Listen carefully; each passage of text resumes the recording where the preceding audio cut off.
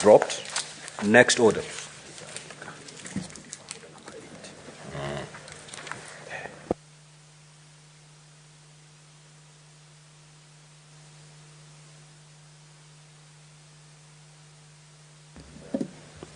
Okay.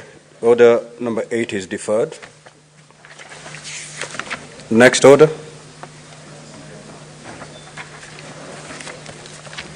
Order number 9, motion. Report of the Select Committee on Delegated Legislation on its consideration of the Social Health Insurance General Regulations 2024 and the Social Health Insurance Tribunal Procedure Rules 2024.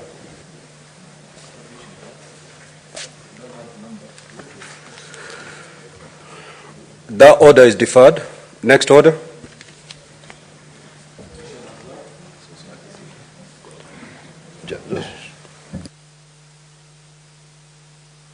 Order number 10, the Houses of Parliament Bicameral Relations Bill, National Assembly Bills number 44 of 2023, second reading division. That order is deferred. Next order. Order number 11, the Public Finance Management Amendment Bill, Senate Bills number 40 of 2023, second reading division. The order is deferred. Next order. Order number 13, the Street Vendors Protection of Livelihood Bill, Senate Bills number 41 of 2023, second reading division. The order is deferred. Next order. Order number 13, the Constitution of Kenya Amendment number 2 Bill, Senate Bills number 52 of 2023, second reading. That order is deferred. Next order. Which one?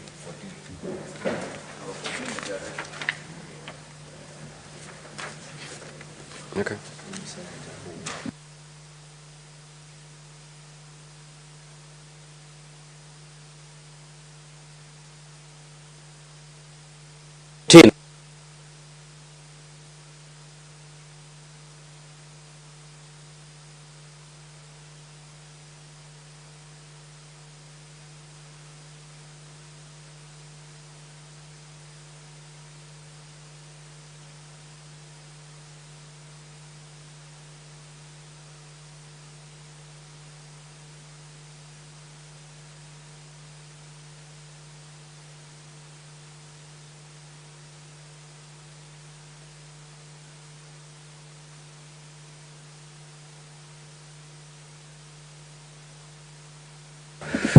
Now, Honorable Senator, we are now handling order number 13. That is the Constitution of Kenya Amendments number 2 Bill, Senate Bills number 52 of 2003. The floor is open. The Constitution of Kenya Amendment number 2, Senate Bills number 52 of 2023. If there's no senator willing to contribute, is the mover present? So we defer. Next order. Order number 14, the Heritage and Museums Bill, Senate Bills number 8 of 2023, second reading. The chairperson, Standing Committee on Labor and Social Welfare.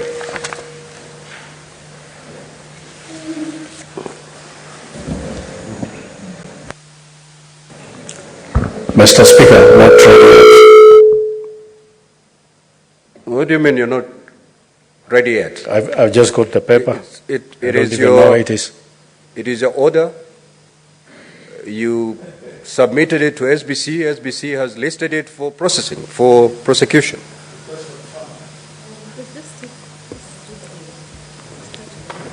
I can't even find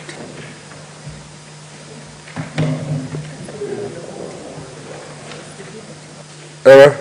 Do you want to defer your business?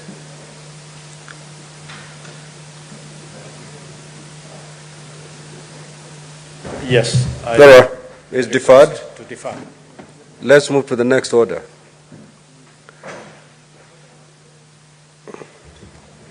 Order number 15, the Agriculture and Food Authority Amendment Bill, Senate Bills number 13 of 2023, second reading. Senator James Murango.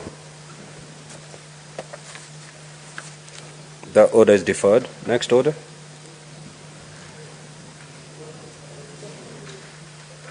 Next order, clerk.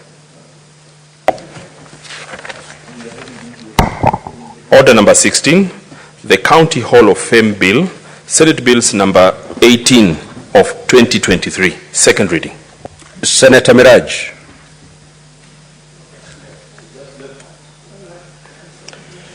That order is deferred. Next order, clerk. Order number 17, the Rice Bill, Senate Bills number 19 of 2023, second reading. Senator James Murango. The order is deferred. Next order. Order number 18, the Law of Succession Amendment Bill, Senate Bills number 20 of 2023, second reading. Senator Veronica Maina. Honorable Speaker, thank you for this opportunity to debate the amendments that I have proposed on the Law of Succession Amendment Bill. Mr. Speaker, at the very onset, these amendments... You need to move fast. Yes.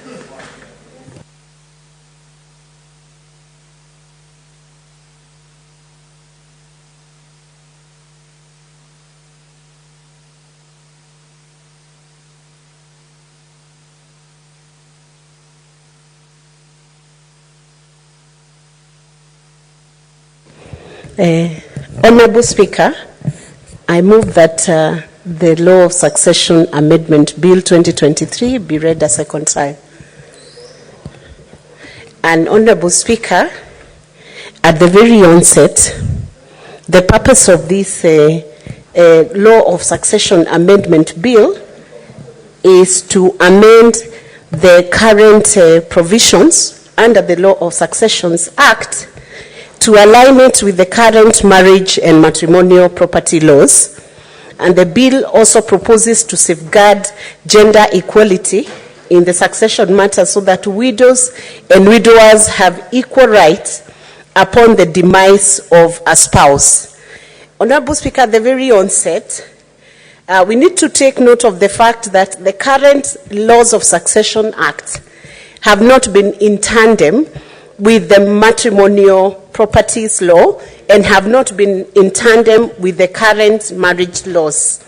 Why do I say this, Mr. Speaker? Because if you look at the Kenyan, the jurisprudence in Kenya, or the legislative jurisprudence in Kenya, under the marriage laws, you will find that we have a monogamous system of marriage which is prevailing. And in this monogamous system of marriage, it defines who is a wife. It defines who is a husband, Mr. Speaker. And it defines a monogamous marriage as that marriage that is of one man, one woman. But when it comes to current practice, Mr. Speaker, you will find that even in situations where a man is married under the monogamous laws, you find there is either another wife who is under the traditional system or polygamous system, and you will find that there are children that may emanate from such relationship. On very worst scenario, Mr. Speaker, you will find that maybe a man who is married to one wife under monogamous laws of marriage also has mistresses and has had children or has had children out of wedlock.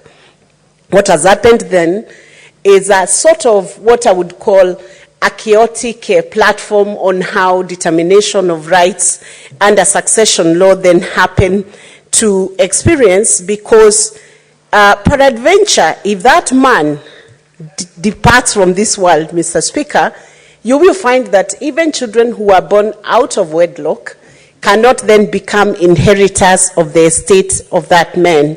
So you will find the very, would I say, famous scenario of the little boy child in black suit and bow tie, showing up in a funeral, Mr. Speaker.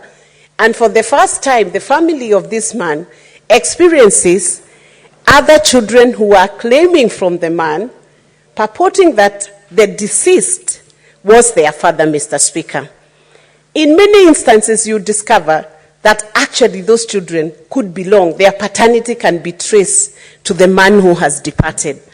So the purpose of this law, Mr. Speaker, is first of all to determine what should happen to children who are born out of wedlock. And number two, are the women who have given birth to these children entitled to the estate of the man who is now deceased, Mr. Speaker.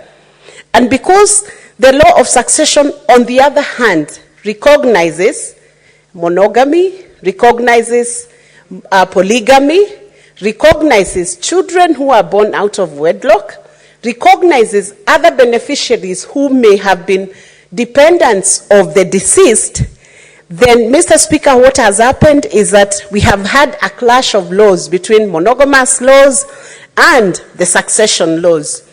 So the purpose of this amendment is to align some of those areas. Mr. Speaker, it's also to look at the Children's Act and look at the Constitution, what the Constitution provides for children, whether children, once they are born from a certain lineage and from a certain paternity, are those children as entitled as those who are defined as children under the monogamous law. So, Mr. Speaker, in Section 3 of the Succession Act, that is the Principal Act, we are proposing, Mr. Speaker, an amendment to redefine who a child is. That child to include an adopted child, and that child to also include a child who is conceived during the lifetime of a deceased person and is subsequently born, even if they are born after the death of the deceased person. What does that mean? That if a man was to pass away, when the wife is pregnant, or not even the wife, or even a woman he impregnated, then if that child was conceived by the person who is deceased, Mr. Speaker, or departed, then it means the definition of a child will now include anybody who carries his DNA, Mr. Speaker. Is that important? If we look at the Constitution, Mr. Speaker, a child who carries the DNA will be defined in the Constitution as a child belonging to that person or to that man, and will be entitled to be an inheritor of that estate, notwithstanding that his father passed on. So we'll be seeking a redefinition to be more inclusive, and we're also looking at an adopted child, Mr. Speaker.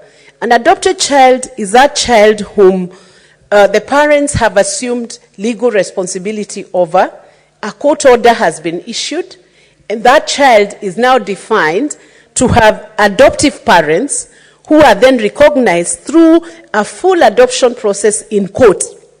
Once that child is departed, they become equal or equivalent to the children who are born by the couple or who are born by the man who has adopted them, or who are born by the man and the woman, or who are assumed, the parental responsibility is assumed by the man and the woman who have adopted, the couple that has adopted that child.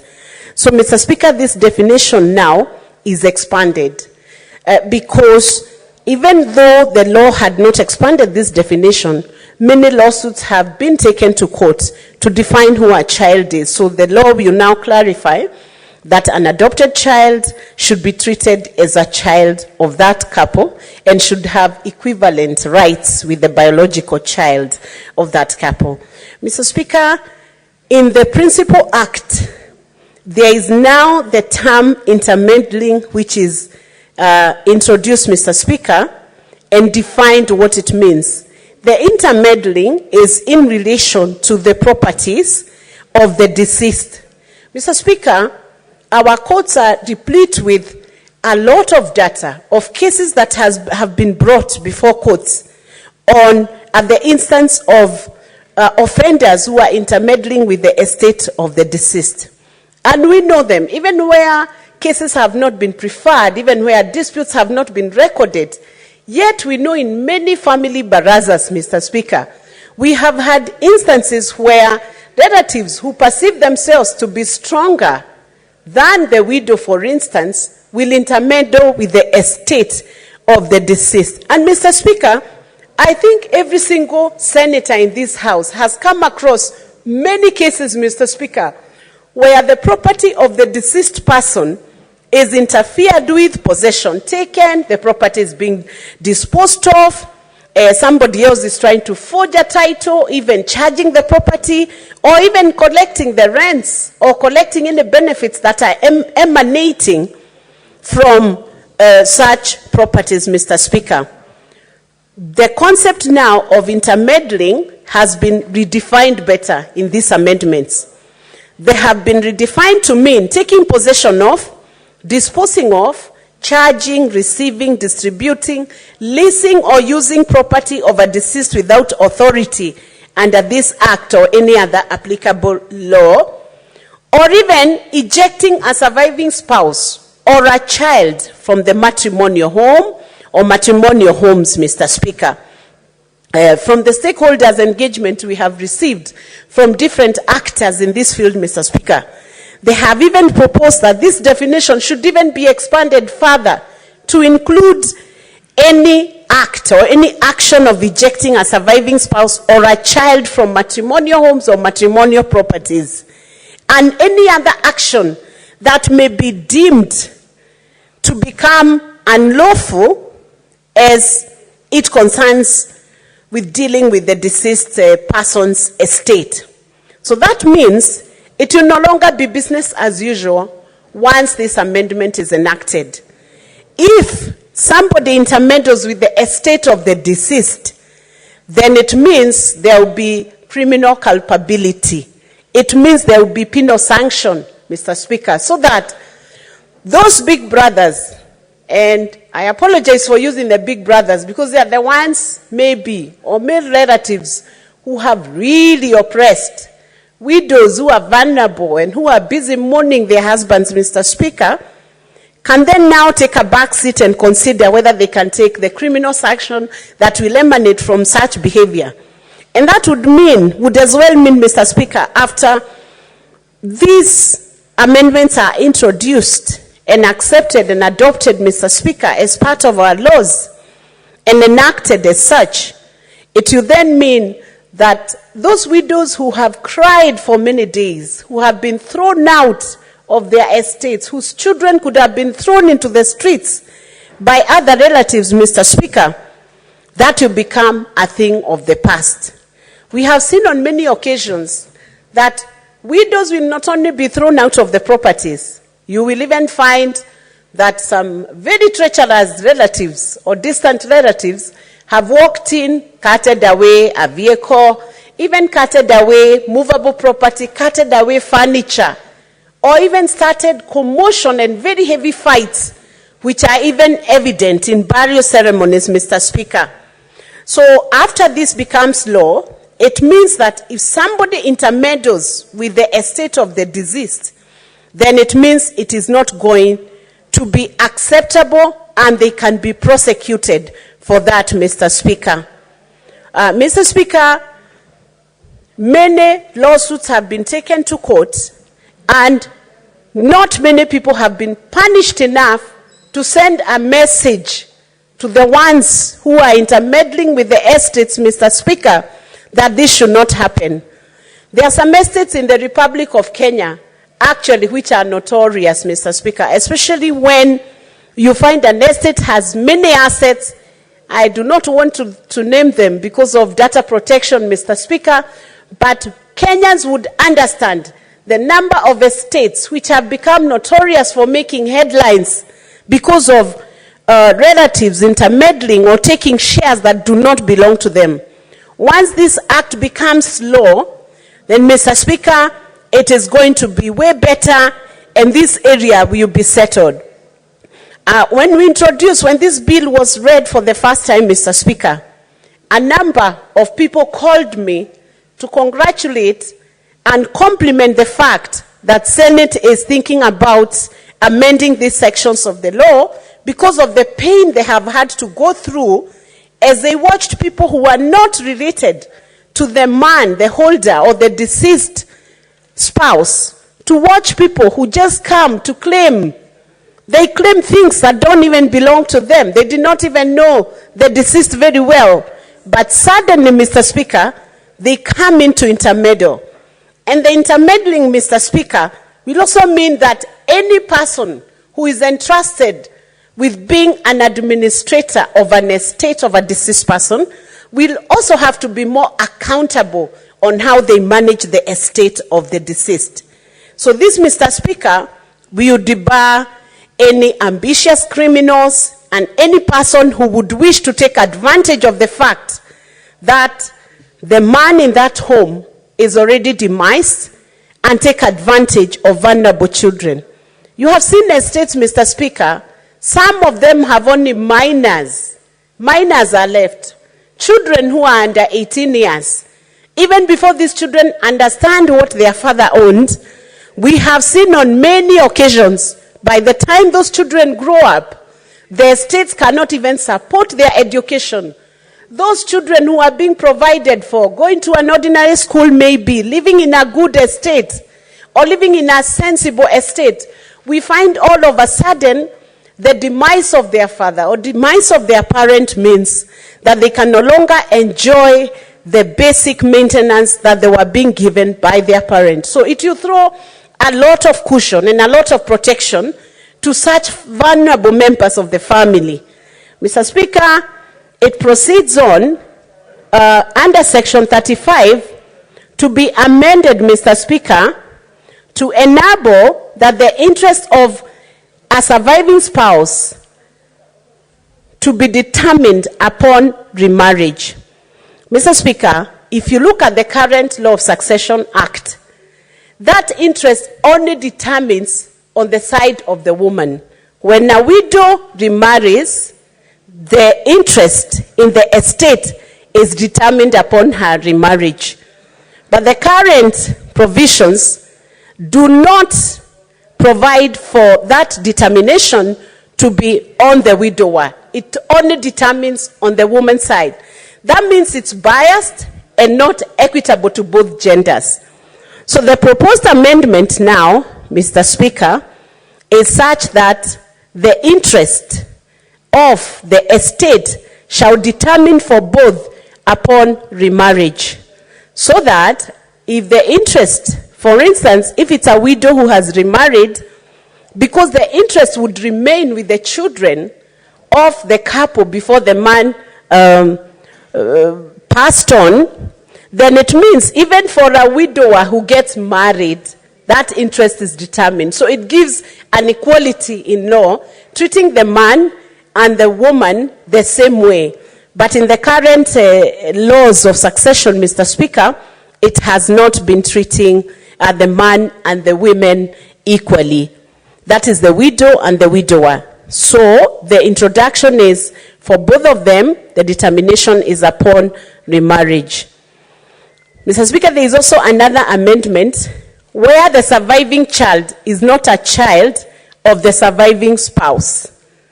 Where the surviving child is not a child of the surviving spouse, the surviving spouse shall be entitled to the personal and household effects of the deceased absolutely, and a life interest in 1/2 of the whole residue of the net estate.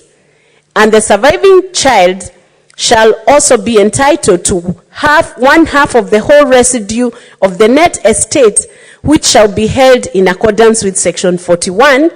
And if there be more than one child, they shall share equally. Meaning, if for instance you have 4 children or 2 children, those children would share equally, and each of them will take a part. If there are 4, they take a quarter each. And a further introduction is where the surviving children include a child who is not a child of the surviving spouse. The surviving spouse shall be entitled to the personal and household effects of the deceased absolutely, and the net intestate shall in the first instance be divided equally among the surviving spouse and all the surviving children, and the surviving spouse shall have a life interest in his or her share and that of his or her children under the subsection that is cited there. And Mr. Speaker, a further amendment is that the share of the surviving child, who is not a child of the surviving spouse under subsection 1B, shall be held in accordance with section 41, and if there be more than one child, they shall share equally.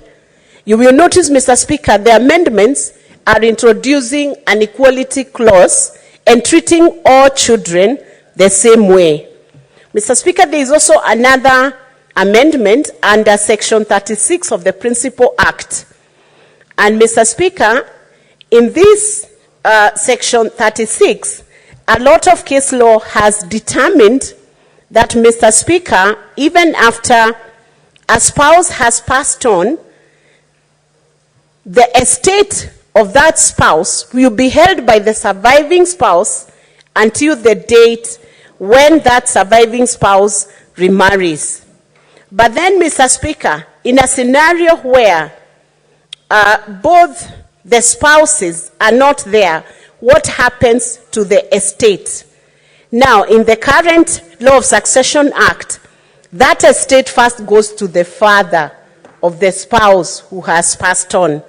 What the amendments are seeking to introduce now is that such an interest, Mr. Speaker, will be shared between the father and the mother in equal measures, or if either is dead, the surviving parent. For instance, in instances where it was the father to take the net estate of the spouse who passed on, in these amendments, Mr. Speaker, it will now be the father and the mother to have that estate in equal.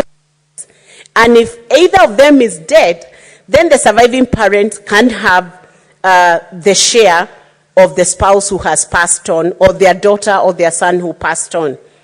In the instant that there are no surviving parents, then the brothers and sisters.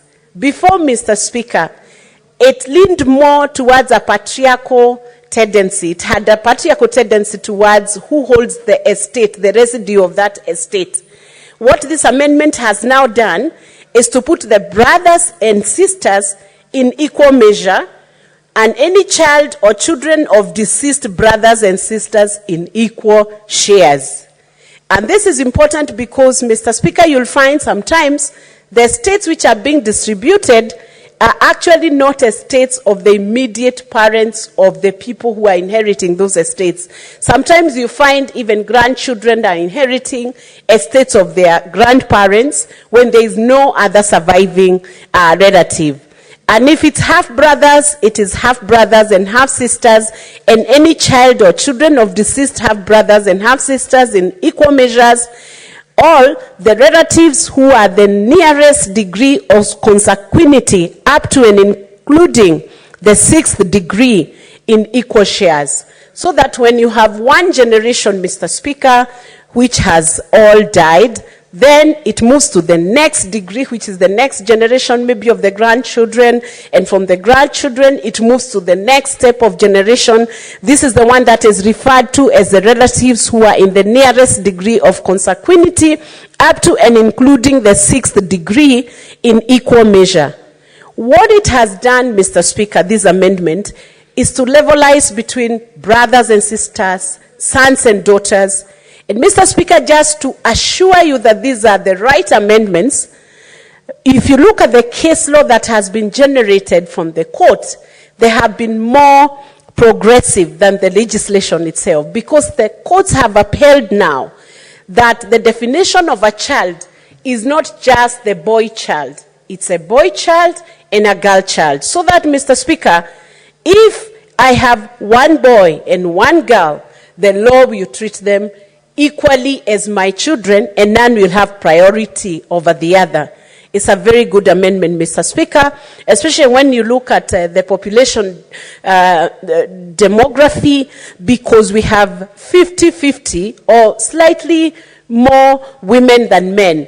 That means in any home you will find their sons and their daughters, Mr. Speaker, and they're now being treated equally, a fact that has been happening in court anyway. And so what we are doing with this amendment, Mr. Speaker, is to ensure that what the law, the precedents have taken, the progression that the legal precedents have taken, Mr. Speaker, can be captured as correct legal principles applicable and making it more easier in distribution of the estates of deceased person.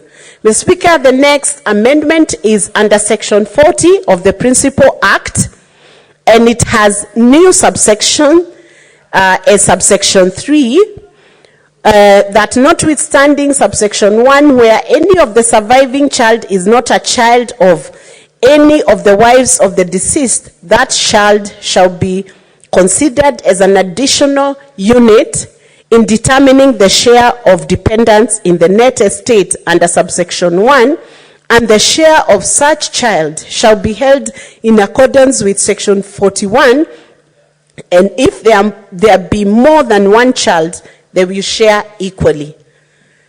The assurance that I once need to throw at this point is that it is the children who are sharing in the estate of the deceased. There was a bit of concern from women when they saw these amendments, because the women who happen to be, for instance, like myself, one wife, monogamous marriage, you don't anticipate another woman. They were very officially. They were a bit in a shock when they saw the amendments. I have seen how my brothers have laughed here, and they look like serious defendants for these amendments, Mr. Speaker. They look a bit guilty, Mr. Speaker, but I will interrogate each of them on their personal laws and their belief system and what they are keeping around them, the company they are keeping around them.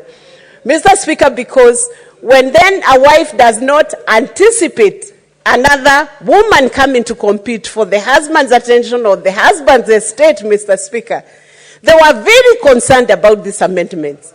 And one of the concern was, are you now introducing strangers to our homes? Because the women will feel these are strangers, but they may as well be strangers to the women, but not strangers to the men in those homes, Mr. Speaker.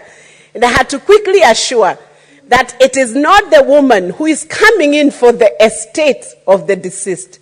It is the child who has been fathered through the paternity of that man. And what does that mean, Mr. Speaker? When a man now decides to keep an affair out there, they must understand the full consequences of that affair. That if you decide to father another child, you will bear the weight of that responsibility. Not just now, but even to the next level. And Mr. Speaker, Senator Boni Halwale is very vocal about this subject, and I will not disclose the number of wives he has. But Mr. Speaker, what this act of amendment is also doing is the fact that the Children's Act, as it stands right now, we all know how busy the Children's Court is right now, because any child who is fathered by any man, once the man fails to provide, they usually have a redress under the Children's Act. That is already happening.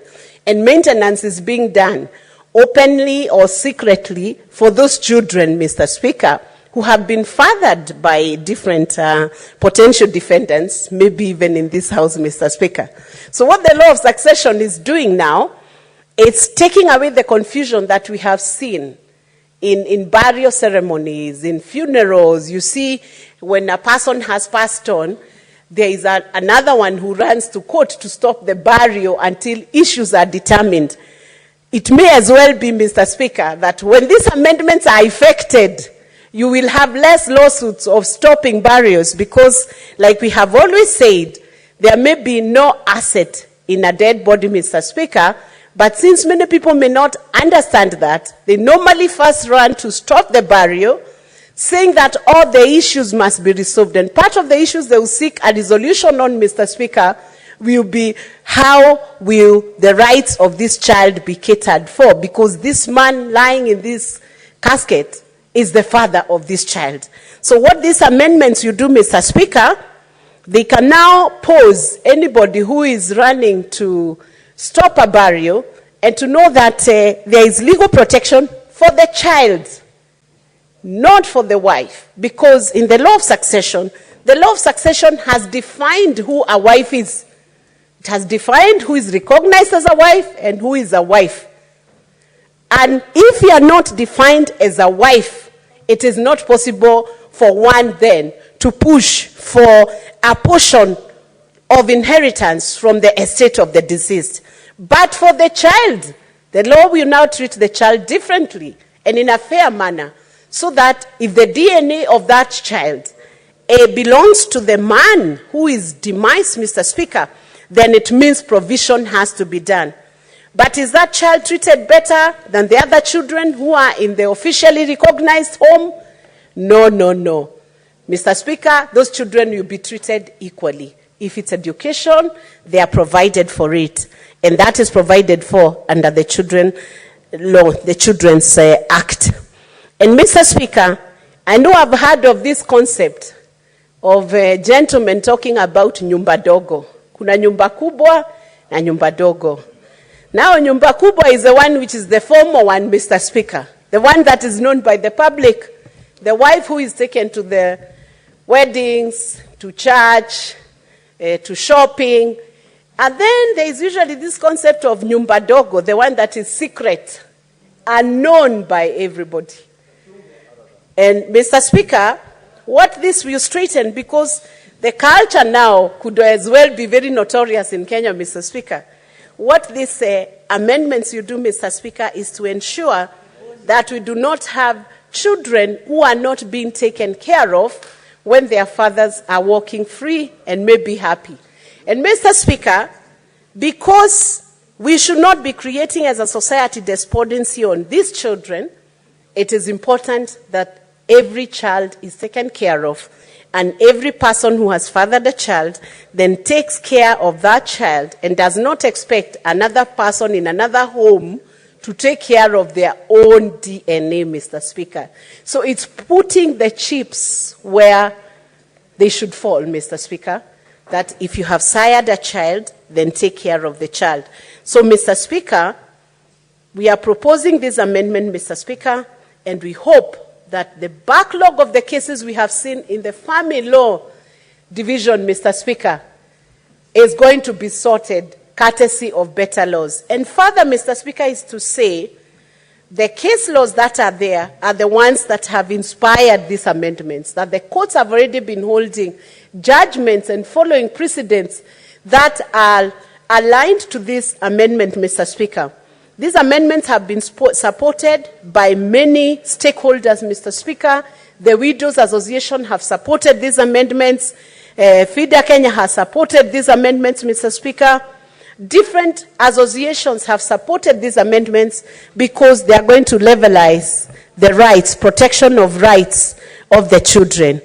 So, Mr. Speaker, a wife who is not a wife will not manage, Mr. Speaker, to claim anything under these new amendments, and we will eliminate discrimination against widows, Mr. Speaker, and sections 35 and 36 of the current Law of Succession Act have actually been found unconstitutional for discrimination on basis of gender, and therefore the bill also seeks to ensure that the widow and the widower have their life estate, their life interest in the estate, and it determines upon their remarriage, Mr. Speaker.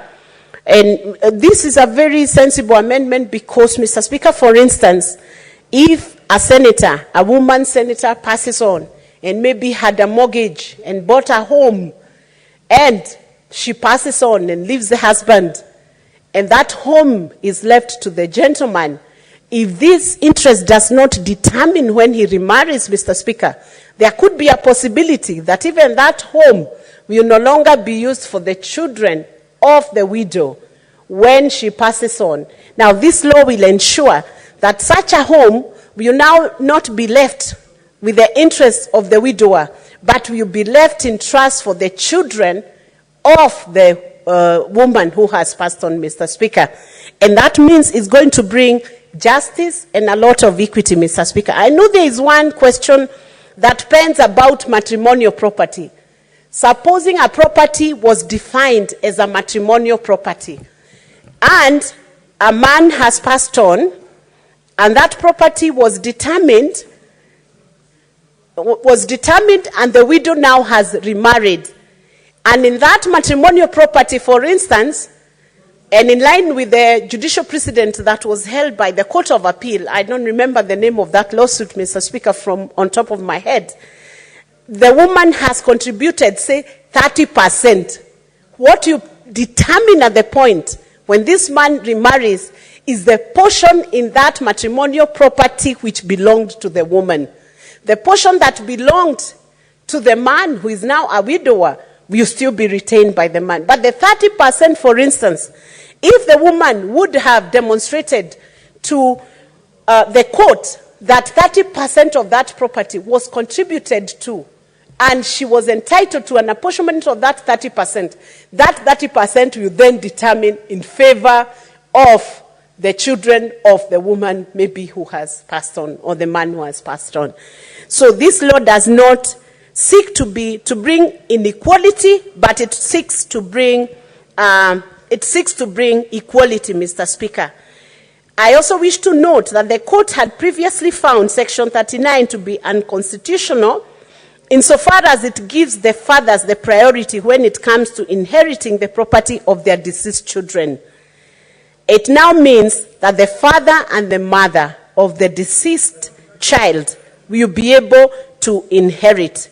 Notably, Mr. Speaker, there is a section in this bill that has excluded community land from the ambit of succession. You know, in some counties, there are some counties where community land has been excluded from the family law and succession. For instance, in pastoralist communities and in counties like, say, West Pokot or parts of Kajiado, where there is community land that is for grazing, it cannot be subjected to the terms of this, to the provisions of this Law of Succession Act. That means the amendment is still not breaching the rights under community land, and the community land continues to be protected and out beyond the ambits of these amendments.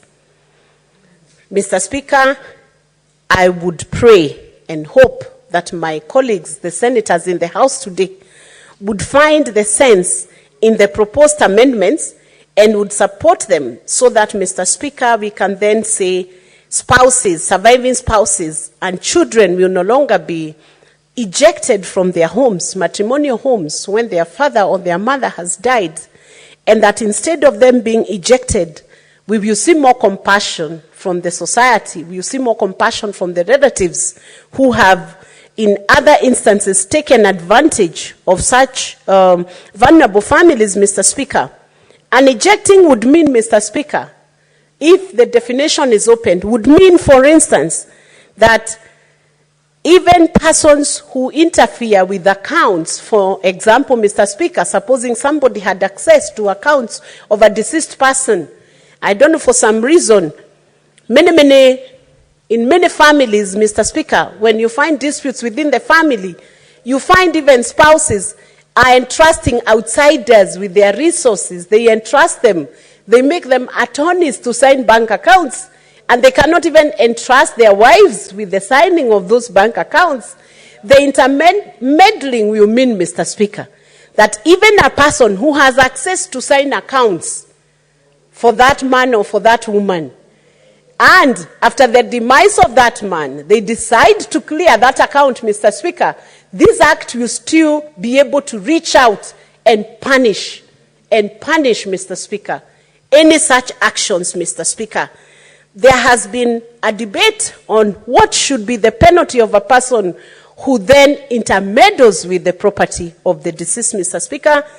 And I'm sure, Mr. Speaker, when we come to the Committee of Whole, we look into the appropriateness of that account, because finding 10,000 is not good enough. I'm aware that JLAC should have presented a report, which is still coming, but I was duly advised, Mr. Speaker, that the report can come now, or the report can come even during the second reading. It can still come, Mr. Speaker, because it will inform the debate, and I'm sure the chair of JLAC, who is here, will be putting his comments on these amendments, Mr. Speaker. So by and large, Mr. Speaker, these are good amendments, and it is my hope and prayer that senators will support these amendments and will clarify the issues that have been bringing a lot of pain unabated for very many years, so that we can have more sense into the distribution of estate, protection of children's rights, protection of women, gender equality in terms of succession, Mr. Speaker, treating mothers and fathers of deceased children the same way, Mr. Speaker, and we will be able to make progress in the area of family law and succession. With that, Mr. Speaker, I beg to move these amendments, and I would request Senator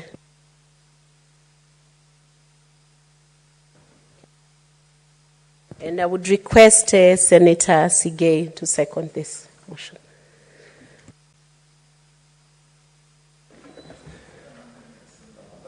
Thank you very much, Mr. Speaker. I would like to congratulate the Honorable Senator Veronica Maina for this very important amendment to the Law of Succession Act. Mr. Speaker, as I second, I would like to indicate that there are 7 proposed amendments to the Law of Succession Act, and as has been ably put forward by the mover of the amendments, Mr. Speaker, of a very critical concern and appreciation is the fact that these proposed amendments will be making the Act to comply with the various pronouncements which have been made by the various courts in the process of litigation by among many Kenyans who have had challenges with the issue with regard to succession, with issue with regards to matrimonial property, with the issue with the intestacy, because this is a country where a good number of Kenyans do not leave behind wills for purposes of the estate before they pass on.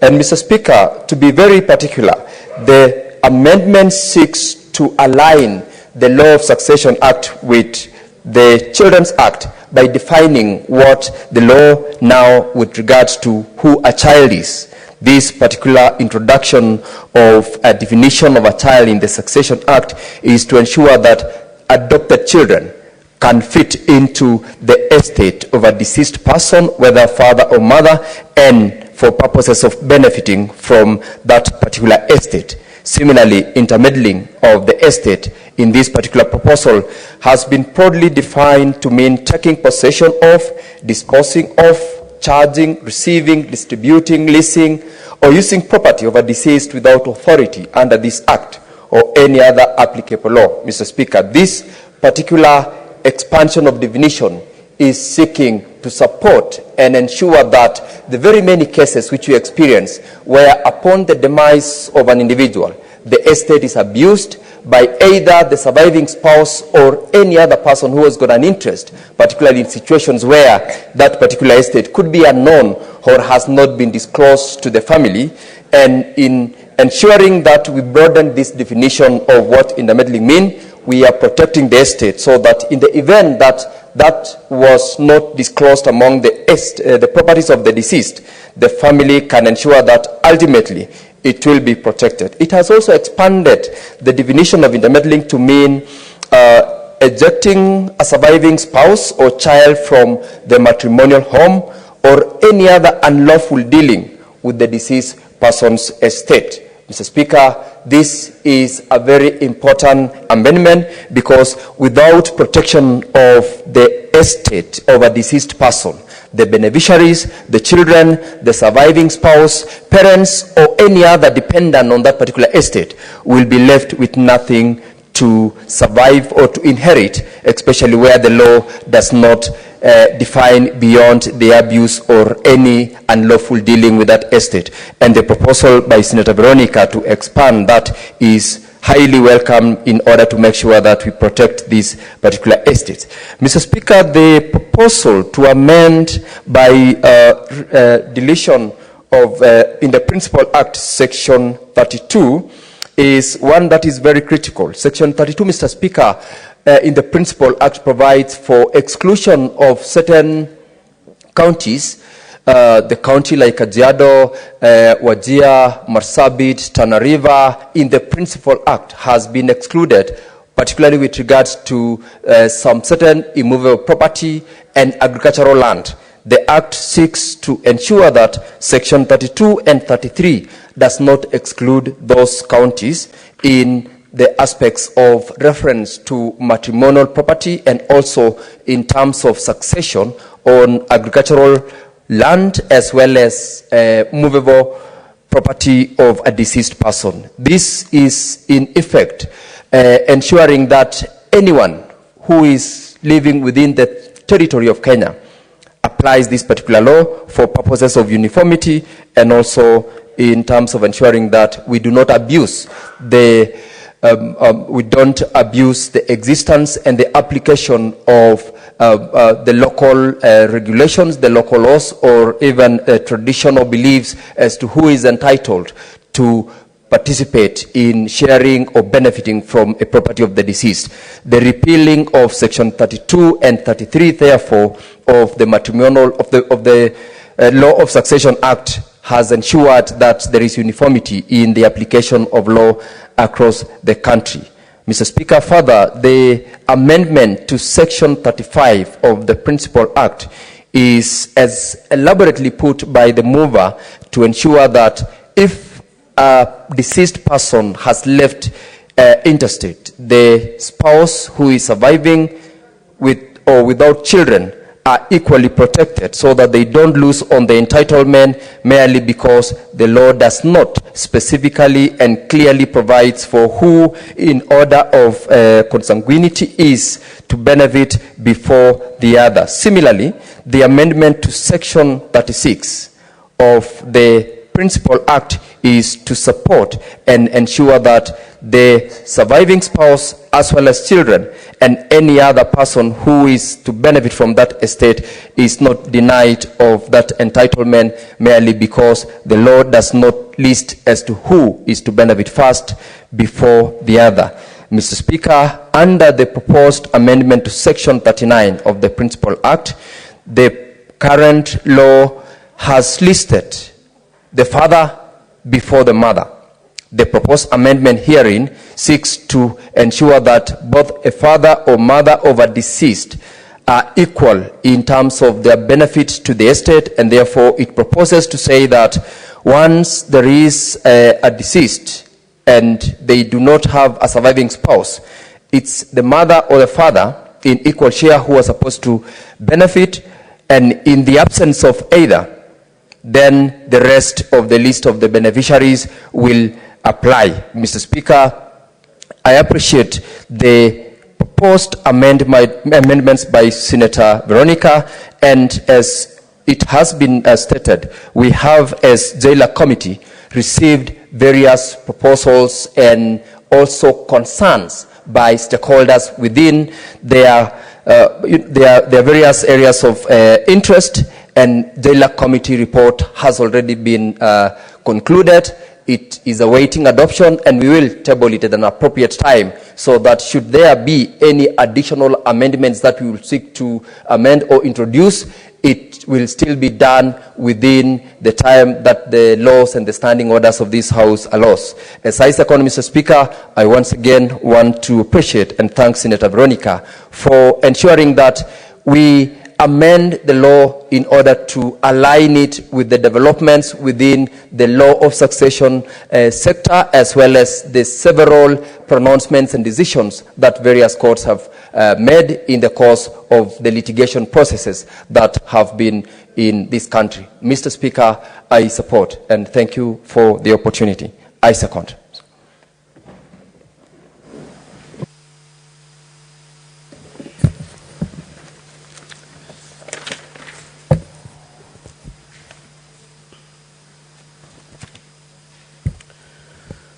Honorable Senators, I now proceed to propose the question that the Law of Succession Amendment Bill, Senate Bills number 20 of 2023, be now read a second time. The floor is open. Senator Manzo. Thank you, Mr. Speaker, for giving me an opportunity to contribute on this very important law and amendment. Mr. Speaker, the law of succession is the most controversial law in many parts of Africa.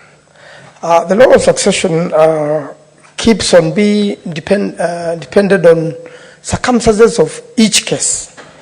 And that's why the judgments which has come out, and sometimes they are tailored to suit a certain issue presented in courts. And in a lot of times, Mr. Speaker, the courts is encouraged to get all the interested dependents, and then they are able to agree on a settlement. I want to look at the scenario which has been presented here. First, the definition of a child. That is correct. But then sometimes people who are above 18 years, who are no longer children, become dependent or are entitled to property of a deceased person. And then, Mr. Speaker, you find that in the event of a death of a child or a son, then it used to be father, and now it's going to be father and mother. So suppose that son, then he has a family. Then which way?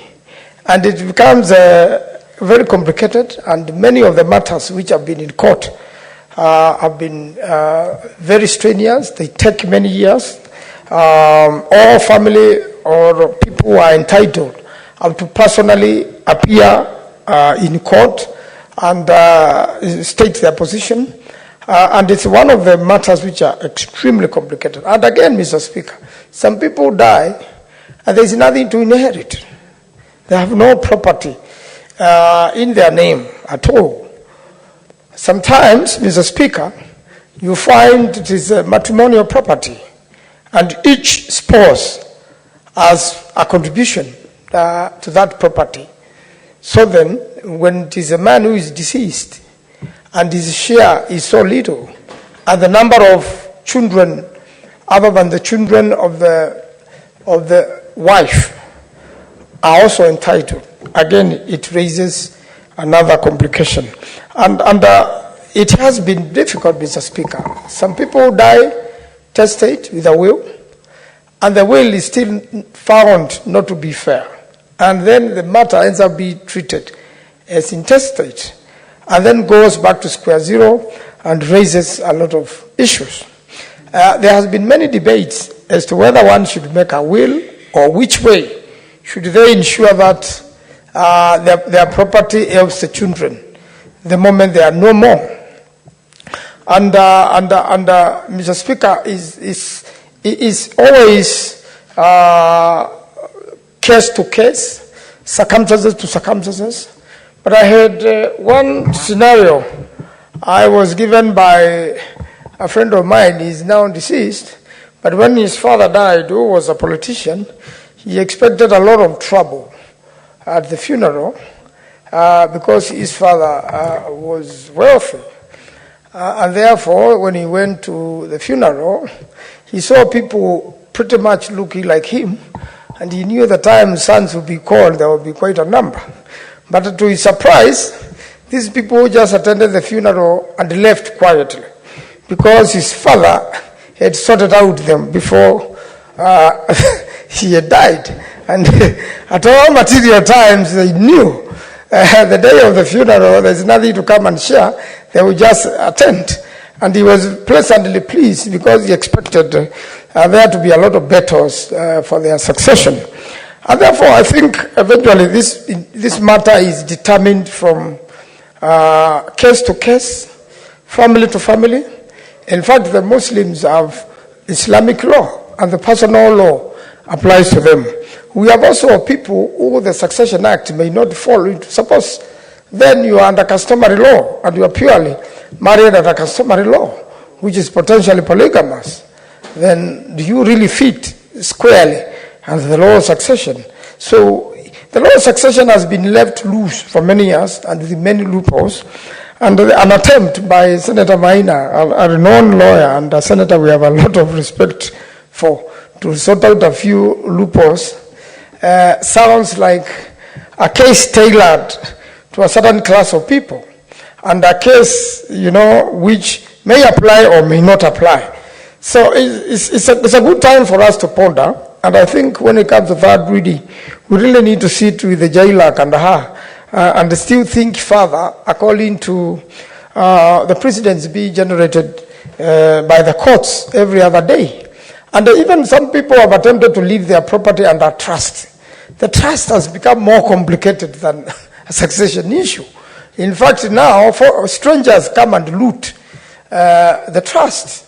And in fact, they get an opportunity to share the wealth, abandoning all the children. And then the matter drags in court, and every other time, anybody looking like they resemble the deceased, they come forth and say, we are also children of the deceased. Recently, we had a Kenyan from Ukambani who passed on in the U.S. And, although he never got married, some son claimed the estate, a son in the courts.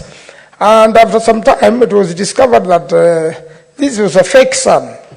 But they had already, gone through the court process and attempted to secure the estate of deceased, which was massive in the United States of America. So the case, this has to be case to case, and depending on how the owner of the property has handled the matter. And even nowadays, a lot of men are preferring, once they die, to be cremated, so that there is nobody to be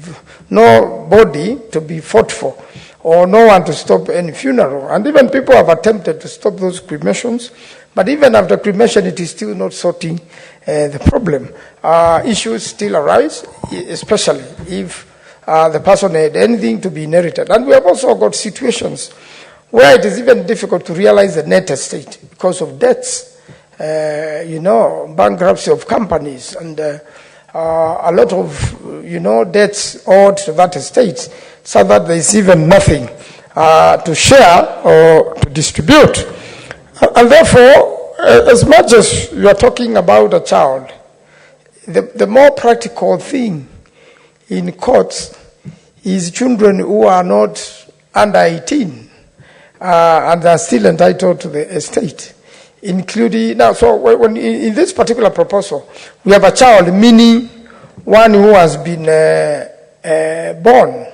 We have a child, meaning one who is under 18, and they are probably going through schooling. Then that at its own place. But what do you do with the people who are adults, probably have their own children, meaning now the deceased has grandchildren? And all these people are claiming to have been children of deceased. So succession, is a tricky idea, is a very tricky issue, even where there has been a divorce. And there are still issues being determined as to what did the lady or man contribute into the empire they have. There are still uncharted areas by the courts, and every day the jurisprudence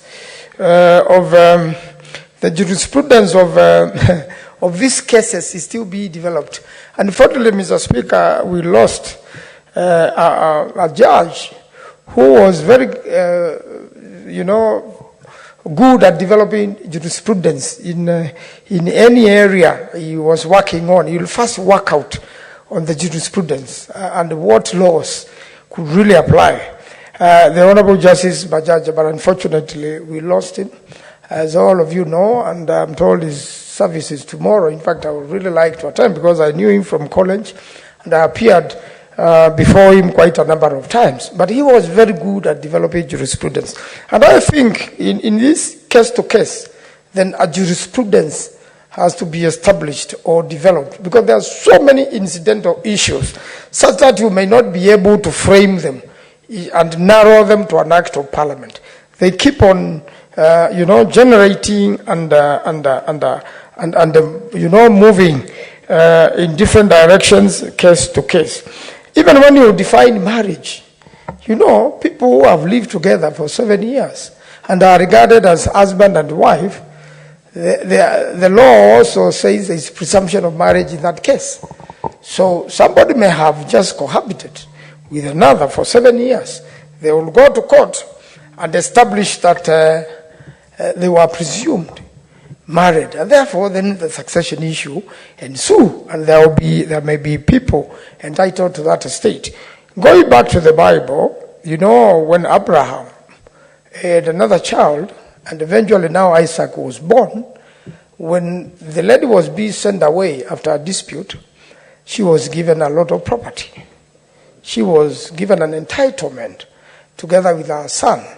They never left empty-handed. So that could be a basis of a jurisprudence on what could happen in scenarios like that. Then you had, the issue of when a woman passes away and she's the owner of everything. Then the man has also sad other children elsewhere. So then, it means when the man goes away, now that property has been left with a widower, then it means there are others who will come and claim, who are not part of it. So then how do you determine then how the lady who passes away, her children benefits? And suppose it happens, the lady passes away and not before even succession issues are sorted, the man passes away, then other children arise. So each case really, Mr. Speaker, has to be dealt on its own merit, circumstances, and it will be, in my own opinion, very difficult to fix strictly all the succession issues, marriage issues, to one place. Then the issue even of community land. Now we have law relating to community land. And the community land means no particular person has a title or is fully entitled to that land. So how does succession interplay with this within that community? Suppose some of the children are out of marriage or within marriage do not belong to that community.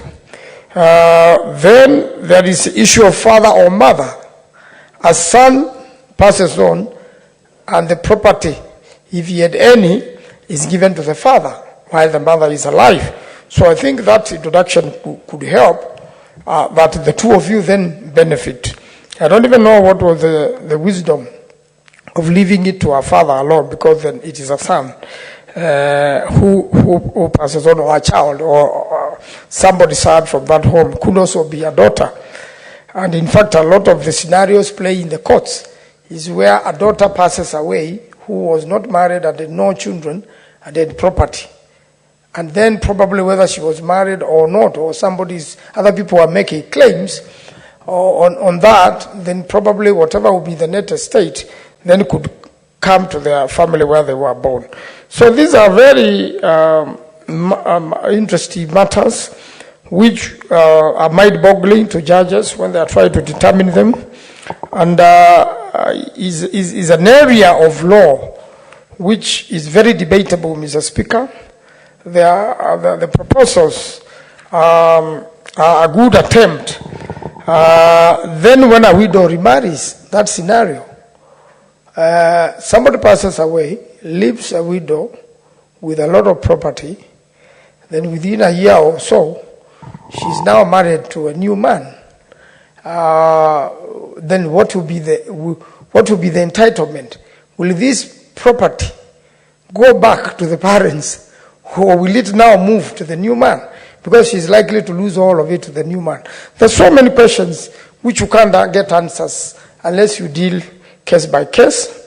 I really would like to support my senior and friend, Senator Maina, but we need to look at it more, further details during third reading, so that we can come up with scenarios applicable. And in Africa, the applicable culture is amazing. Community to community, there are different cultures which also come to play. When it comes to Islamic religion, it is very clear what must happen.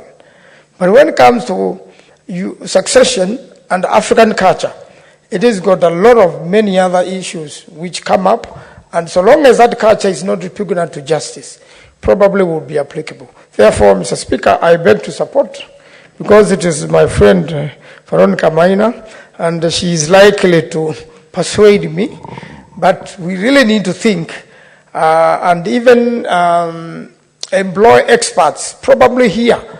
A lot of other opinions. I don't know what happened on public participation.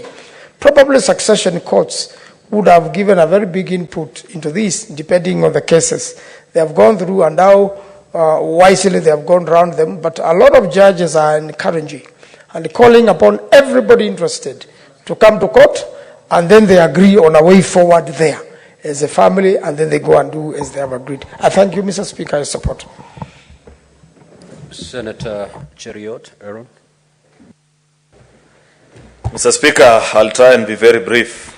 This is not something that you want to speak a lot of things about, because it is dodged with very many risky corners as you contribute. Mr. Speaker, you can be asked later to declare your interest in some of the provisions.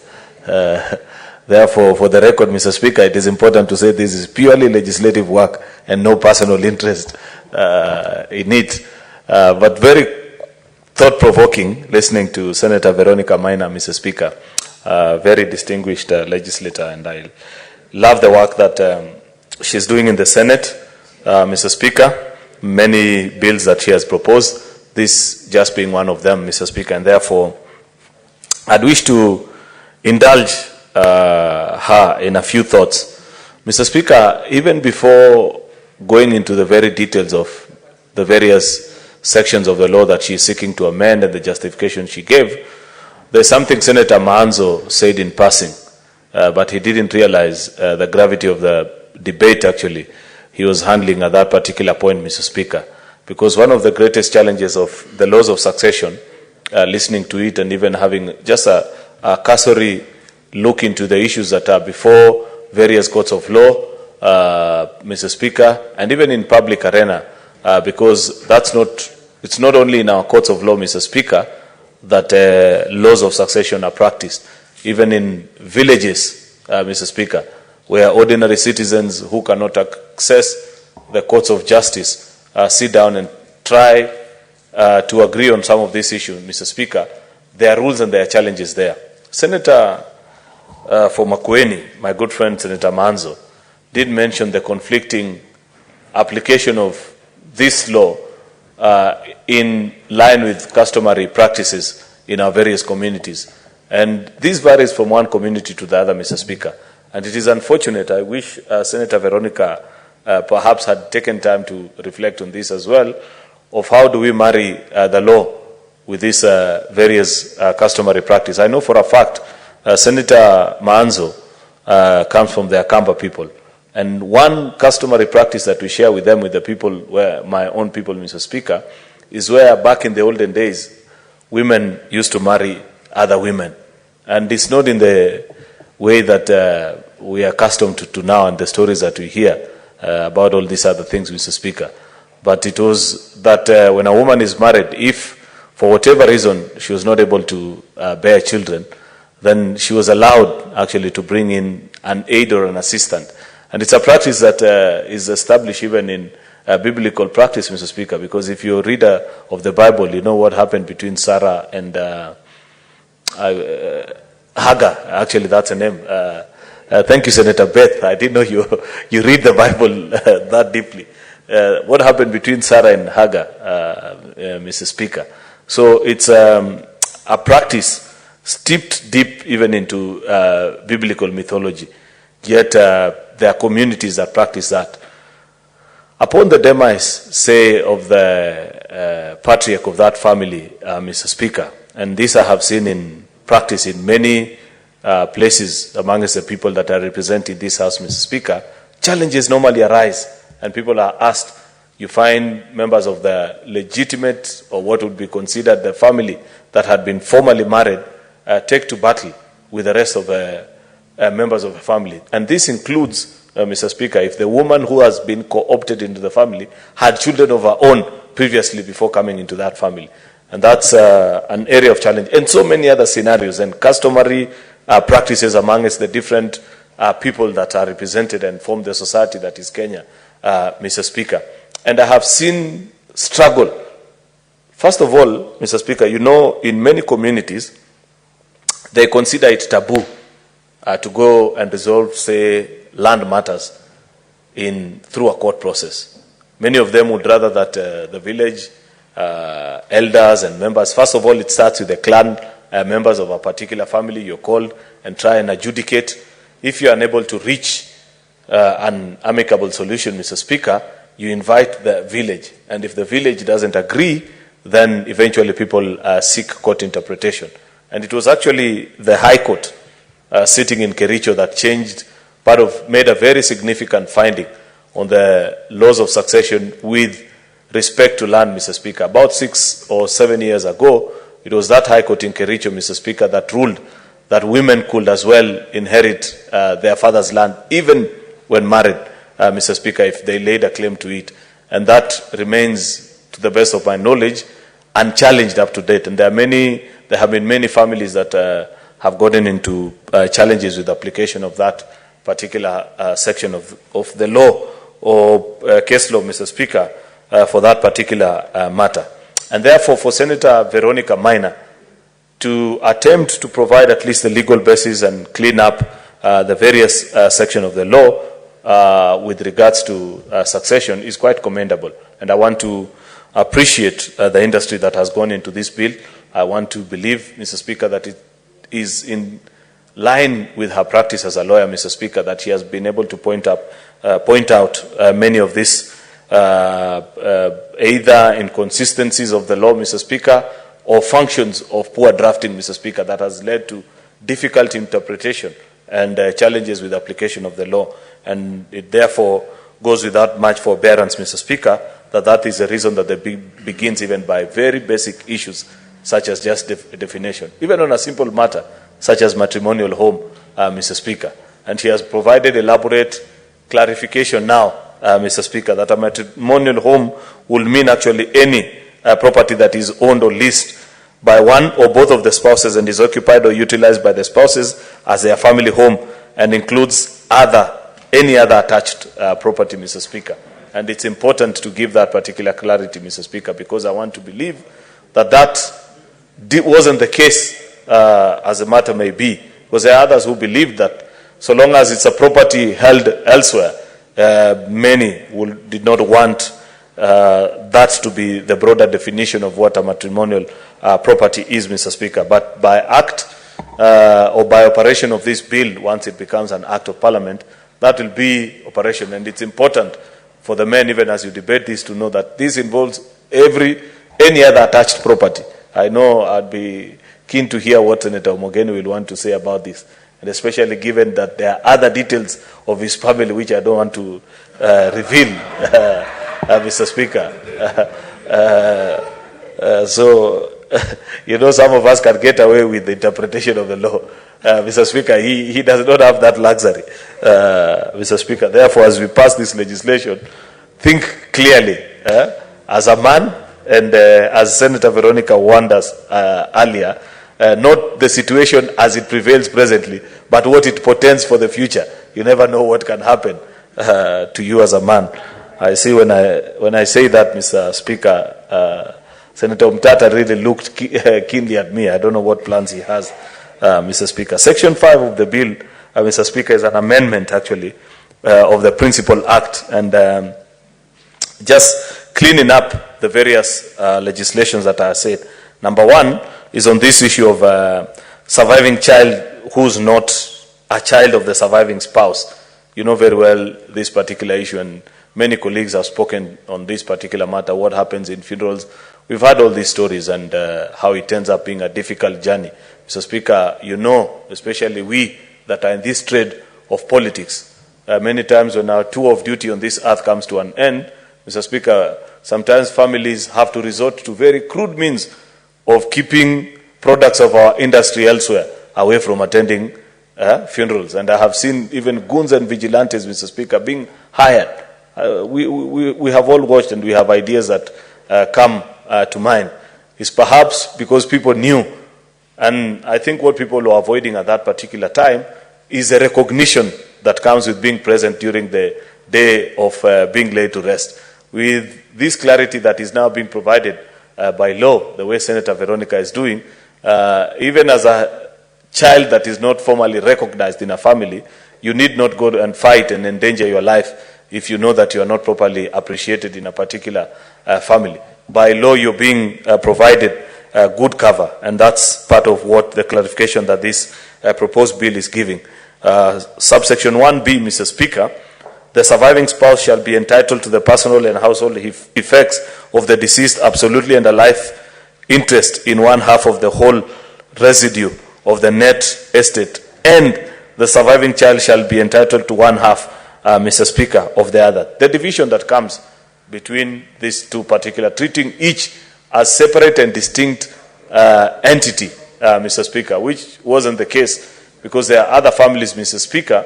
What happens in the case where, for example, you have 2 or 3 sons, you have an estate, Mr. Speaker, and suddenly a child who's not part of the family of the spouse that is alive eventually shows up, Mr. Speaker.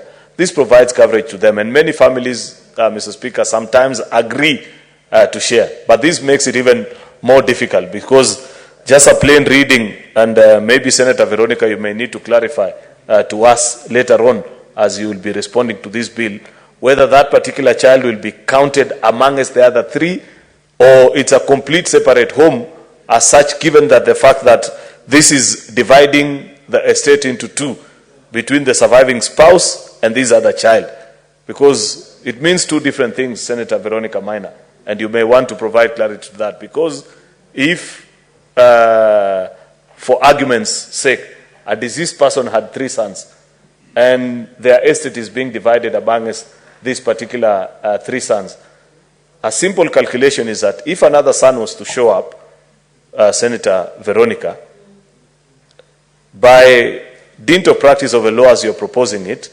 then the division will now be in 2. The mother and her sons, and these are the son that has showed up, being treated as another family, as opposed to being put together with the other 3 sons. You need to provide clarity, Senator Veronica. Otherwise, unless I haven't read quite properly, but it's something that I will need to understand, and I want to repeat for emphasis sake that I say this is in public interest, no other interest, Mr. Speaker, in this. B, Mr. Speaker, is also where there are surviving children, a child who is not a child of the surviving spouse. What are their entitlements, which is what now I was speaking to, which is, number 1, that surviving spouse being entitled to the household effects, that is absolute as described previously. But part 2, the net interstate estate shall in the first instance be divided equally among the surviving spouse and all the surviving children. And that's the part that I said you need to bring it quite properly clear for everybody to appreciate and know that that is not the case. That for me, what will pass as a fair law is that if it is known that these are the children of a deceased person, and it doesn't matter from which of the spouses, Mr. Speaker, that so long as it has been clearly established, Mr. Speaker, that this is a child of the deceased, then let them be treated all as one equal family, and the property or inter-estate be shared equally amongst them. Senator Veronica will provide. In fact, it gives me more doubt and need for clarification in my mind, reading part 4 actually of 5B4, Mr. Speaker, where I described that the share of the surviving child who is not a child of the spouse under subsection 1B(b)(2) shall be held in accordance with section 41, and if there be more than one child, they shall share equally. What happens, Mr. Speaker, if Senator Veronica, keep it in your notes, what happens if even in that extra child, there are more than one from different mothers as well, assuming the case that the deceased person is a man, Mr. Speaker. And the same can happen to women as well, because society is evolving. We thought that previously, when we were legislating and thinking about these issues, many of the time, the laws were written with men in mind. But it is increasingly becoming clear that even women sometimes have estates that need to be shared, and there might be kids from spouses other than the one that they were married to, Mr. Speaker. And it's good because this law, as we keep changing, keeps on evolving. Section 6, Mr. Speaker, is just a cleanup of these particular laws, as has been brought out. My particular interest, just by way of completing my contributions to this bill, is on section clause 8, Mr. Speaker, where section 40 of the Principal Act is being amended by inciting the following new subsection immediately after subsection 2, which is 3, because after there's section 1, section 2, and this is now part 3. And you know, Mr. Speaker, one of these days, this is something we may need to discuss and think critically about it. I know the clerk who's on the table used to be a legal drafter back in the days earlier in his career.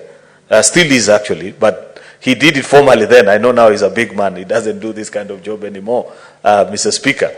When we do amendments to mother acts, many other times we quote them in the bill but don't refer, such that making comments or even a plain reading of the bill sometimes is difficult, because unless you're carrying the mother bill on one hand, Mr. Speaker, to keep on referring, sometimes you can lose track of the arguments that you're making. For example, in this bill, like I have pointed, section 8 is an amendment to clause 8 is an amendment to section 40 of the Mother Act. So this new clause 3 is being introduced, and you're just being told it is being added immediately after subsection 2, 1 and 2, which is not part of the bill in reading. And there's just something about it that I find perhaps legislators can end up missing the flow of what is being described, Mr. Speaker. You may not necessarily have to capture it on the bill, but maybe somewhere in the annexures or there has to be a better way of drafting these bills, Mr. Speaker, as opposed to what is being said. Anyway, back to the main point of what I wanted to say, is that this new section 3 that is being included, Mr. Speaker, is that it reads, notwithstanding subsection 1, what I have just said, section 1 is not here, where any of the surviving children is not a child of any of the wives of the deceased, that child shall. And in fact, I don't know why for this one they have used wives. Previously, in all the clauses that we have been reading on the bill, they have kept it gender neutral, which is spouse. Because like I have observed, what passes for men nowadays passes, we're in the days of gender equity, Mr. Speaker, and the same could as well be husband, unless maybe there is a specific reason. Senator Veronica Minor, you'll explain to us.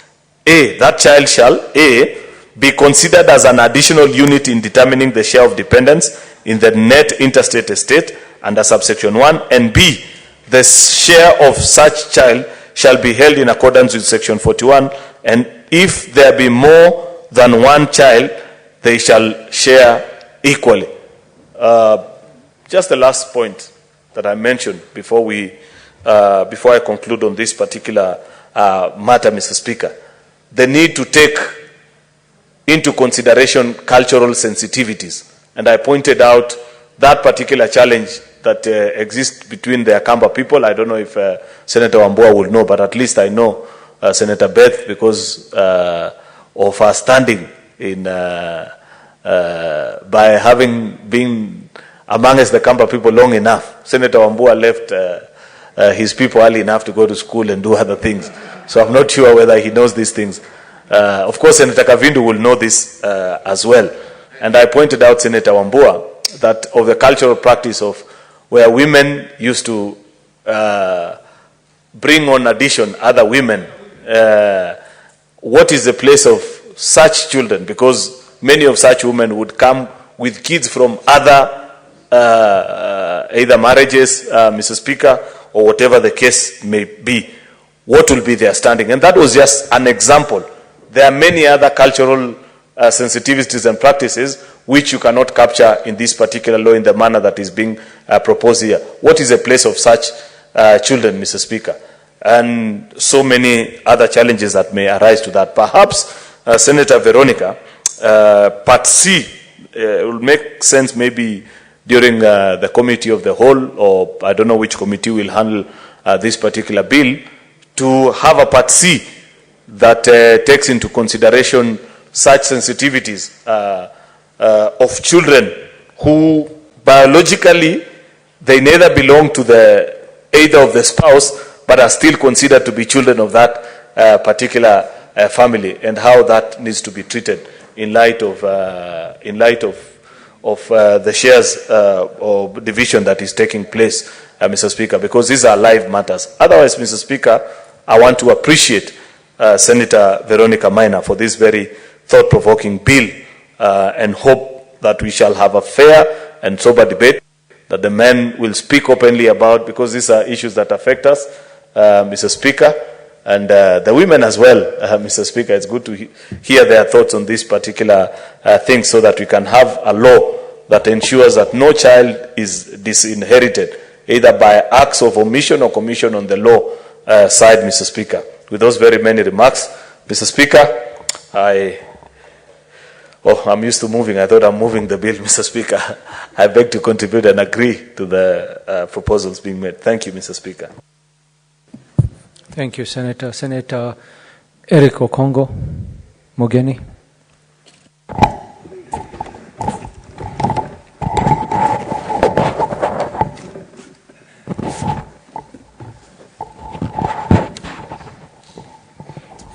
Thank you, Mr. Speaker. Sir, I also rise to make my contribution on this bill. And first, Mr. Speaker, I was mentioned, I think, adversely by Senator Cheruiyot. He touched my family, and he may create an impression that other than my dear wife, Jacqueline, I have another family. I want to declare that I'm a loving husband to one wife, Jacqueline, and I have no any other wife, Senator Cheruiyot. Yeah, Mr. Speaker, I wish Senator Veronica was here to listen to me.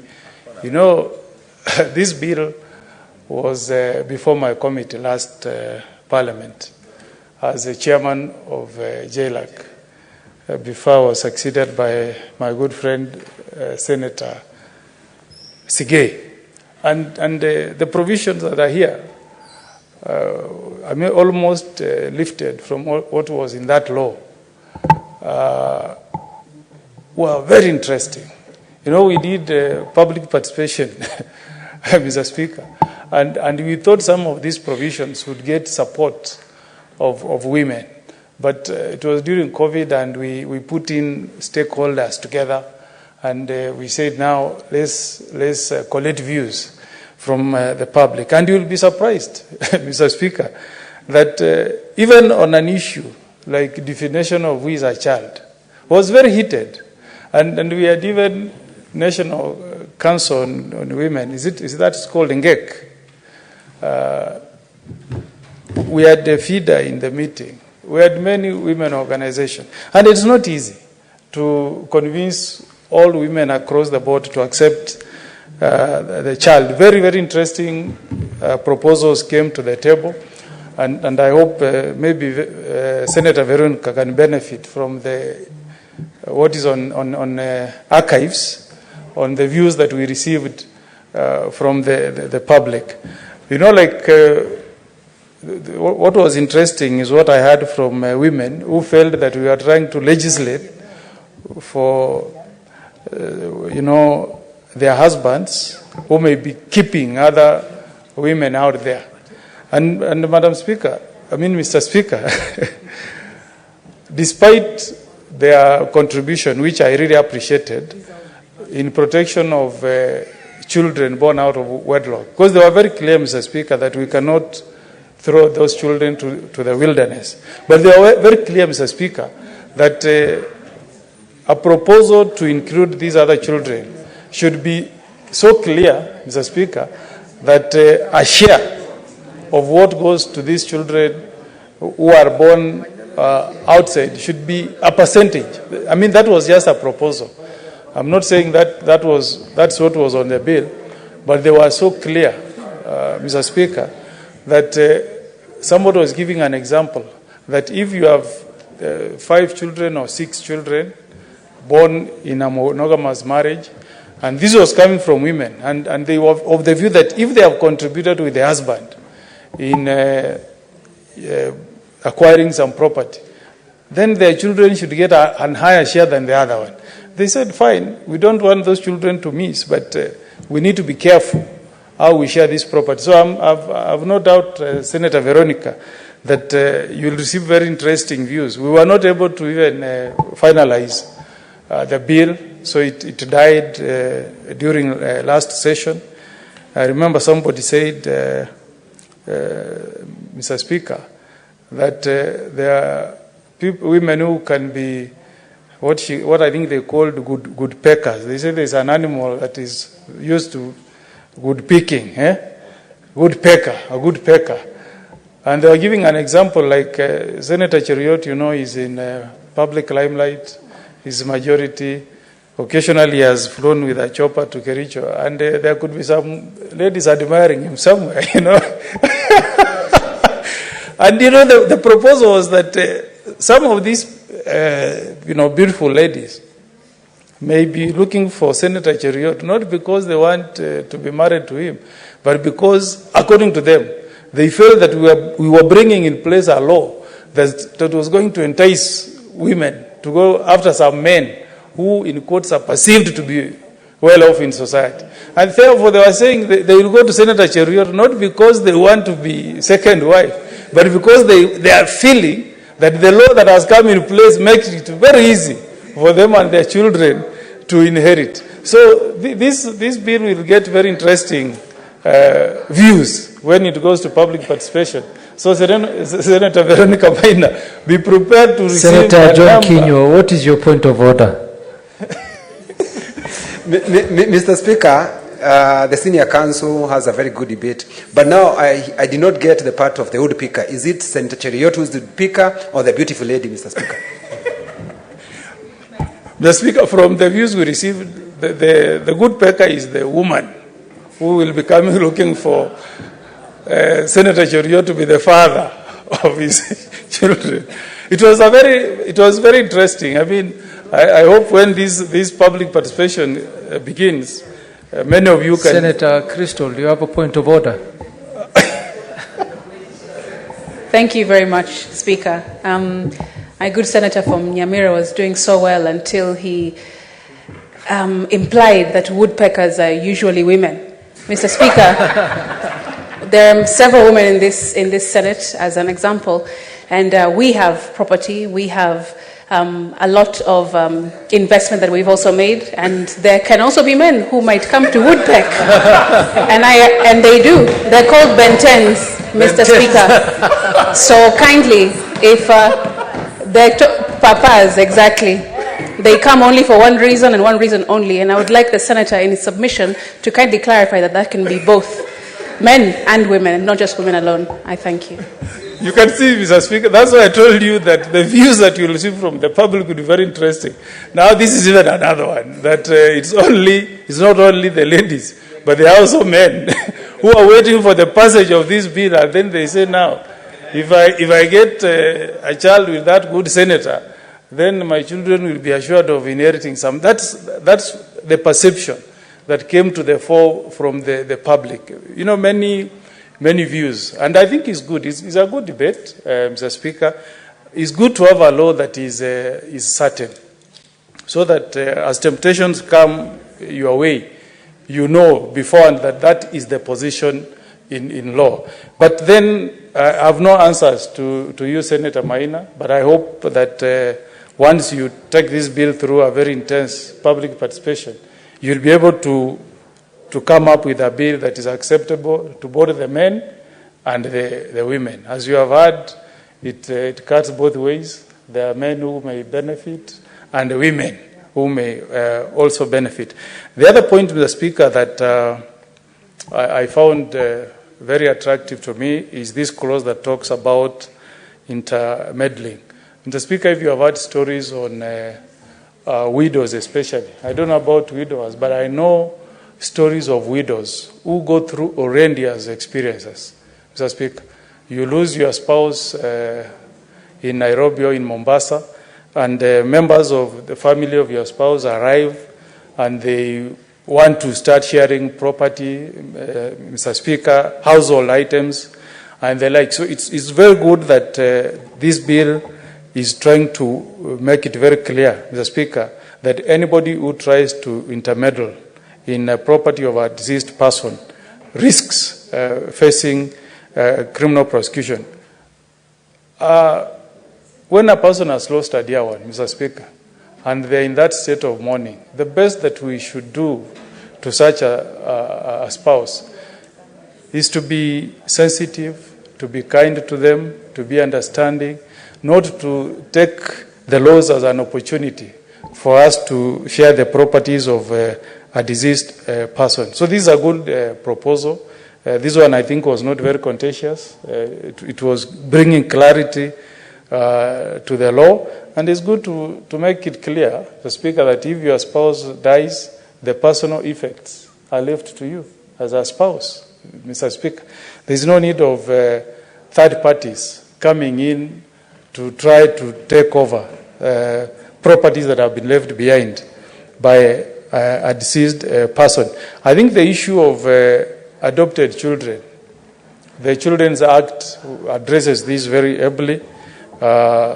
It's good to know, Mr. Speaker, that once a child has been adopted, he becomes a child. The word adopted is just used for a legal process. The moment a child is adopted through a legal process, by all intents and purposes, you become a child of that parent who has adopted you. And it's good that the law of succession properly recognizes them as children. The other issue that Senator Veronica will be interested to know is this idea of trying to amend Section 35 and try to make the rights of a widower and the widow to be applied equally. The Speaker, somebody gave an example of the culture in the Maasai community, and he said, if I lose, and these are not my views. Senator Makueni and Senator Kavindo, please, want to hear the Senator in silence. Thank you, Mr. Speaker. I'm saying just to understand how culture can really collide. There was somebody who gave us a view on cows, within the Maasai community. And, he could not understand what this law was trying to propose when it said that if you are a widower and you lose your wife, you had one wife, that if you marry, you lose your cows. The Maasai could not understand, because it was like, even if I was to marry another wife after the death of my spouse, the cows belong to me. So there is no way you can tell me that I will lose my cows. So I don't know how Senator Veronica Maina, when you appear before the Justice Committee, you will clarify some of these cultural issues that may have a clash with the proposals in the law. But I know where you are coming from. This is an era where the boy child and the girl child wants to be treated equally. So the intention is good. You want the benefits that accrue to the widower should accrue also to the widow. If there are properties that will pass over after a process happens, the law is simply telling us, Mr. Speaker, that if a widow remarries and the property, the life interest ceases and passes over to the children, the same should be applicable to the widower. Literally speaking, what happens to a wife who becomes a widow, gets another man, and marries. And the same should happen to a man who becomes a widower but gets another woman and remarries. I think the law is just trying to bring equality to the spouses in a marriage. Again, I don't know what answers you will get, but that was a very, very interesting and emotive discussion about how you deal with the properties of a surviving spouse. Mr. Speaker, I don't have a lot to say on Clause 6, because Clause 6 is simply trying to give us how to distribute the property of a deceased person in the event that there are no children left behind, and automatically such a property should go both to the father and mother. I think what I had women telling us that time, I don't know whether that's what has been happening. What the women were saying is that there has been this tendency of mzee saying, if my daughter or child has died, then I should be the one taking the property. But the agitation was that that property should be inherited by both the father and the mother of the deceased child. I hope I'm getting it correct, Veronica. And I think that's a fair one. In this era, both mother and father should enjoy the fruits of their labor. If you lose your child, if they don't have anybody succeeding them, that property should be shared equally between the mother and the father. I don't think that is controversial. And then it is giving another, a chronology of the people who should benefit so that we don't have disputes. Finally, as I conclude, Mr. Speaker, it's also it's good to tell Kenyans also that you can take advantage and write a will. This law is addressing people who die intestate. But if you take advantage and write a will, then you avoid some of the disputes that could arise through succession. And I must pass my condolences to the late Justice Majanja, but though a fairly youthful judge, he had not even hit 50. But the moment he passed on, very untimely at that very, very productive age, his will was with a lawyer. He's a judge, but he had already written his will, and the lawyers came out and say, here is the will of the judge. His will was that he be cremated within 24 hours or within the shortest time possible. It's a good thing. Alternatively, Mr. Speaker, you can also have a process of registering your property in a manner that if one of you passes on, really there is no controversy or going through the harrowing experience of doing succession. Succession can be, a bit complicated at times. Go to the chief, let the chief write for you a letter, giving the name of your spouse, the children. You have to get searches of all the properties. It's tedious. But if you have a joint registration, if Veronica and Mr. Maina, God forbid, if they have a joint property registered jointly, if one of them passes on, the property automatically reverts to the surviving spouse. It's one way of avoiding all these, problems of dealing with succession. So it's good also to ask Kenyans, take advantage on the land laws that are in existence. You can have a joint registration where the property will automatically revert to the surviving spouse. So I look forward to engaging with this committee. I think I will also create time to appear before Sigei committee to give my views and proposals on this bill. I hope you will complete the task that we were not able to complete as a committee in the last parliament, so that we can have clarity on this law of succession, and make sure that you invite both male and female to appear before you and give their views. Thank you, Mr. Speaker. Thank you, Senator. Senator Enoch Wambua.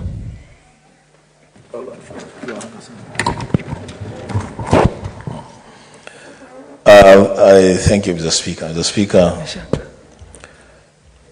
I want to thank Senator Veronica for taking up this this bill. I have just a few comments, beginning with a reaction to her own comment when she was moving the bill, that she doesn't expect that there will be another person in the name of a wife in a home, and yet that's a good wish, but you never know. I mean, you only know when it happens. Mr. Speaker, let's face it, the institution of marriage in this country has really come under intense attack, especially on the matter of inheritance. And the intention of this bill is noble, to deal with matters that arise in the event of the necessity to share property. But Mr. Speaker, I also want to